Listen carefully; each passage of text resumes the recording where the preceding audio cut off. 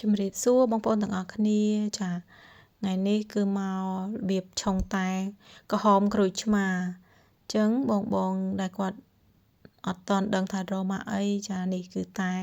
ឆ្ងាញ់តែក្រហមនេះគឺបោះខ្មែរយើងចំណុះ250ក្រាមបោះខ្មែរយើងមកហនុមានណាបងប្អូនគឺឆ្ងាញ់តែហ្នឹងយើងយកមកឆុងមកឆ្ងាញ់តែក្រហមក្រូចឆ្មាសម្រាប់តែគឺខ្ញុំយក2ម៉ាក់មកធ្វើទី1ទី2ខ្ញុំយកមក MT នេះគឺប្រទេសវៀតណាមតែរបស់វៀតណាមអញ្ចឹងយើងយក2ម៉ាក់ហ្នឹងយកមកលាយចូលគ្នាមកចាសម្រាប់ខ្ញុំគឺអត់លាយចូលគ្នាទេគ្រាន់តែថាយើងដាក់ចំណុះស្មើគ្នាព្រោះតែចំណុះខុសគ្នាអញ្ចឹងខ្ញុំអត់លាយទេគ្រាន់តែពេលដែលយើងឆុងយើងមិចស្មើគ្នាយើងដាក់50អានេះ50ខ្មែរយើងបាក់រូបស្វា50របស់ MT 50ចាដំបូងគឺយើងយកតែក្រហម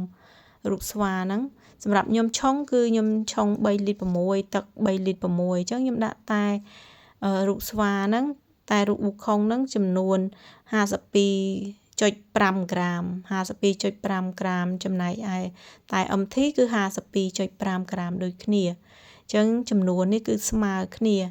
ទាំងពីរម៉ាក់ហ្នឹងគឺយើងដាក់ស្មើគ្នាបងប្អូនចា50ដូចគ្នាចឹងនេះ52.5ក្រាមសម្រាប់ទឹកគឺ3លីត្រ6ទឹកក្តៅដាំឲ្យពុះបងប្អូនដាំឲ្យពុះហើយកុំទុកឲ្យរៀងអ៊ុនយកមកឆុងគឺទឹកក្តៅពុះតែម្ដងយើងបើកកម្រពេលដែលទឹកឆ្អិនយើងបើកកម្រហើយចាំយើងដួសយកមកឆុងគឺទឹកក្តៅចាក្តៅពុះបងប្អូនយកមកឆុងទៅវាឆ្ងាញ់សម្រាប់តែនេះដល់ពេលរសជាតិគឺមុតល្អដិតល្អហើយឆ្ងាញ់ឈ្ងុយឆ្ងាញ់ចឹងបងប្អូនអត់ពិបាកស្វែងរកអីច្រើនទេកាលពីមុនយើងតែ3លីត្រ6នេះគឺការរបៀបឆុងរបស់ខ្ញុំអញ្ចឹងបងប្អូនដែលគាត់មិនធ្លាប់ឆុងឬក៏បងប្អូនដែលចេះហើយនៅឆុងអត់ទាន់ត្រូវមាត់ចាសាក់លបងវិធីនេះអញ្ចឹងបងប្អូនចង់បានទឹកបរិមាណប៉ុណ្ណាកូនចែកតាមហ្នឹងណាព្រោះនេះគឺតែខ្ញុំធ្វើ3លីត្រ6តែយើងយក3លីត្រ6អត់ទឹកយើងយក3លីត្រ6សម្រាប់តែសរុបទាំងអស់105ក្រាមតែ3លីត្រ6ទឹក3លីត្រ6ហ្នឹងយើងយកតែ105ក្រាម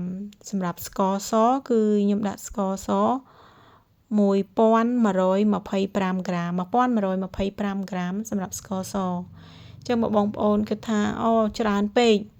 សម្រាប់បងប្អូនគាត់ថាច្រើនពេកបងប្អូនអាចលួចដកស្ករចេញបានហើយនៅពេលយើងដាក់មុនដាក់នេះយើងដាក់អំបិលបន្តិចណាបងប្អូនដាក់អំបិលក្រួសបន្តិចនិយាយទៅឆុងតែបងប្អូនលួចអំបិលក្រួសបន្តិចមិនដាក់អំបិលម៉ត់ទេដាក់អំបិលក្រួសយើងហូបទៅវាមុតណាវាប្រៃវាដិតវាមុតល្អបងប្អូនញ៉ាំទៅថាស្ករច្រើនពេកបងប្អូនអាចលួចដកស្ករខ្លះចានេះគឺជាតែដែលខ្ញុំឆុង3លីត្រ6ហ្នឹងគឺបានក្នុង3លីត្រ6គឺយើងបានតែធំ3លីត្រទេអញ្ចឹងអា2ហ្នឹងគឺវាជក់ទៅកាក់តែអស់ហើយអញ្ចឹងយើងបានតែ3លីត្រណាបងប្អូនដល់ពេលដាក់ស្ករទៅវាបានរៀងច្រើនតែហ្នឹងគឺក្លិនឈ្ងុយល្អបងប្អូនក្លិនឈ្ងុយអញ្ចឹងបងប្អូនអាចសាកល្បងយកមកឆុងបានគឺឆ្ងាញ់សម្រាប់នេះគឺខ្ញុំឆុងតែរបៀបជូរល្មមអត់ជូរពេកហើយក៏អត់ផ្អែមពេកមកល្មមសម្រាប់នេះជាកែវធំខ្ញុំដាក់ទឹកក្រូចឆ្មាដាក់តែ30 ml ទេសម្រាប់30 ml យើងចាក់ចូលកែវវល់ក្រិតហ្នឹងទៅដាក់ចាក់ទឹកចូលដល់250ក្រាមអញ្ចឹងយើងបានកែវមួយកែវធំខ្ញុំលក់បានបកែវ3000អាកែវនេះមក32កែវលេខ32លក់បានកែវ3